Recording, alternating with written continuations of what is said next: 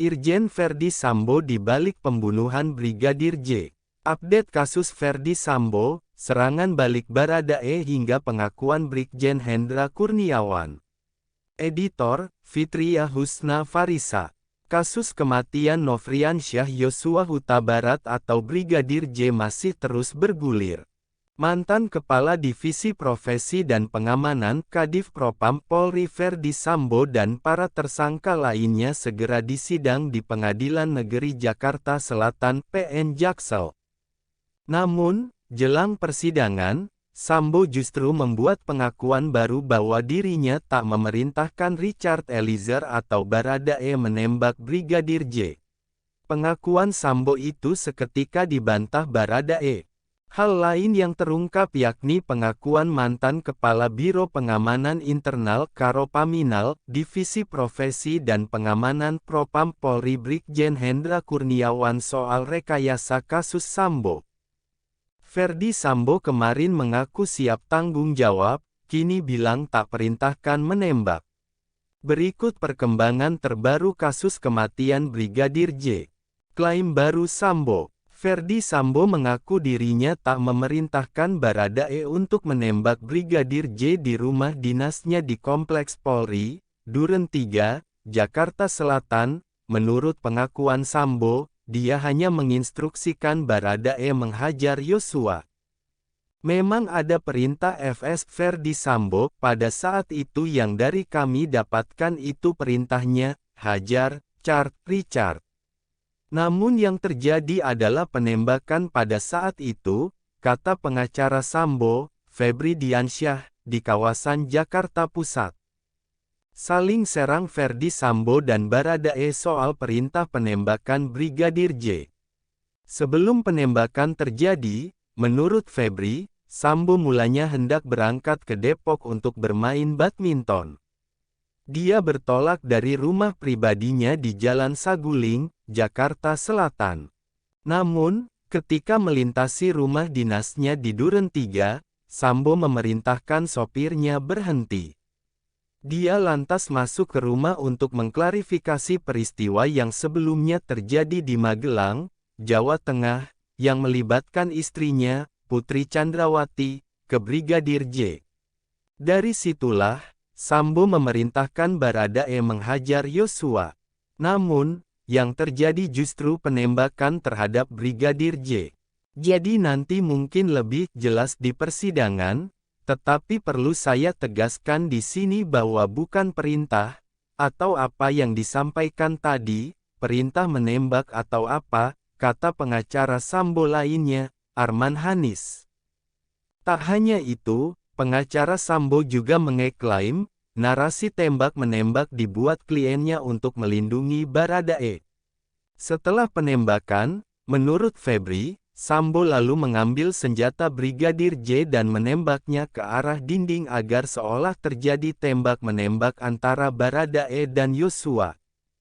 Sambo juga merusak CCTV. Dia lantas meminta istrinya dan para ajudan agar mengaku bahwa seluruh peristiwa terjadi di Duren 3 dan tak mengungkit soal kejadian di Magelang. Skenario tembak-menembak tujuannya saat itu adalah untuk menyelamatkan Baradae, yang diduga melakukan penembakan sebelumnya, kata Febri. Bikin pengakuan baru, Verdi Sambo klaim hanya perintahkan hajar Brigadir J, bukan tembak. Serangan balik Baradae. Pengakuan terbaru Sambo itu seketika dibantah oleh Richard Eliezer alias Baradae. Pengacara Baradae, Roni Talapesi, bersikukuh, ketika itu Sambo memerintahkan kliennya untuk menembak Brigadir J. Sesuai keterangan klien saya dan masih konsisten hingga saat ini, bahwa perintah dari FS adalah tembak, bukan hajar, kata Roni saat dikonfirmasi. Roni menyebut, pengakuan Sambo tersebut sebenarnya bukan hal baru. Bahkan, dalam rekonstruksi perkara beberapa waktu lalu juga terdapat perbedaan antara keterangan Sambo dan Baradae. Pengacara klaim Sambo rekayasa pembunuhan Brigadir J untuk lindungi Baradae. Menurut dia, perbedaan keterangan itu hal yang wajar. Namun, pembuktian terkait ini akan terungkap di pengadilan.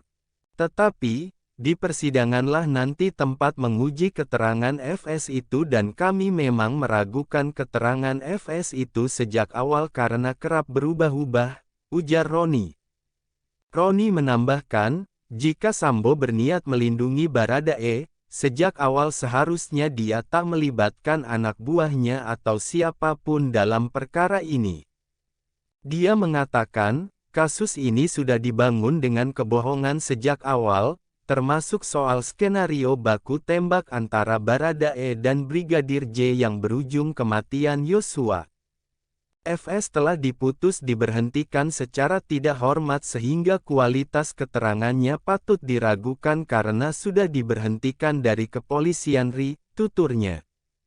Pengakuan Brigjen Hendra. Pengakuan Brigjen Hendra Kurniawan soal rekayasa Sambo juga terungkap baru-baru ini.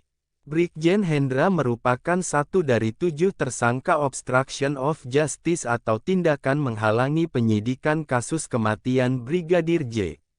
Dalam cuplikan dakwaan Hendra yang dilansir dari dokumen di situs PN Jaksel, pukul 17.22 waktu Indonesia Barat, Hendra mengaku mendapat telepon dari Sambo yang memerintahkannya untuk datang ke rumah.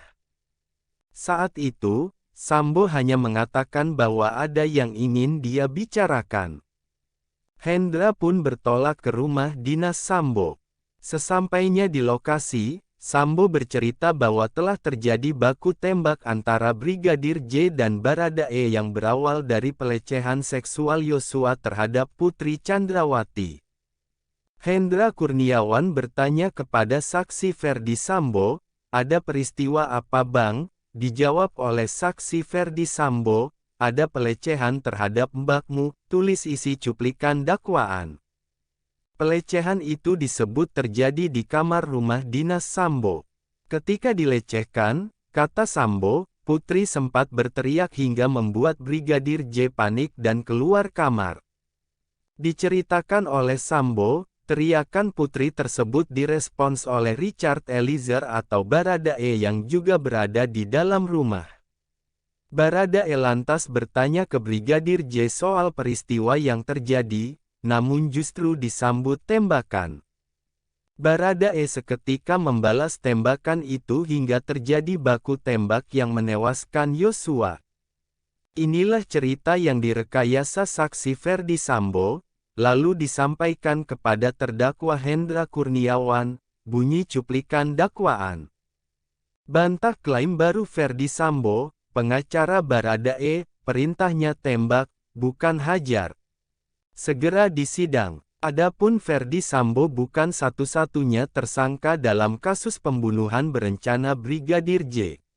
Selain dia, ada 4 tersangka lainnya yakni Putri Chandrawati, Baradae, Ricky Rizal atau Bribka RR, dan Kuat Ma'ruf. Kelimanya disangkakan perbuatan pembunuhan berencana dan dijerat pasal 340 subsidiar pasal 338 junto pasal 55 dan pasal 56 Kitab Undang-Undang Hukum Pidana KUHP.